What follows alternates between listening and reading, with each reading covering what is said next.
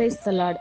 நாளிலும் நம்ம தியானிக்க வேண்டிய வேத வசனம் என்னன்னா 1 பேதுரு 2வது அதிகாரம் 17வது வசனம். கர்த்தருடைய வேத வசனம் சொல்லுகிறத பாருங்க. எல்லோரையும் கனம் பண்ணணுமா, சிறியோர் முதல் பெரியோர் வரைக்கும் அதிகாரத்துல இருக்கிற எல்லாருக்கு மீதும் அன்பும் வைக்கணும், கனமும் கூறணும்னு சொல்லி வேதம் சொல்லுகிறதுங்க. அது மாத்திரம் இல்ல, தேவனுக்கு பயந்து இருக்கணும். தேவனுக்கு பயப்படுகிற பயம் நம்மைக்கு ஒரு உயர்வை தரும்.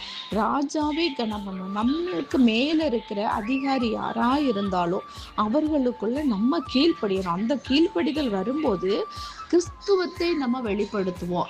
ஒரு சில நேரங்கள்ல நமக்கு விரோதமாக நம்ம கூட வேலை செய்யறவங்க எழும்பலாம்.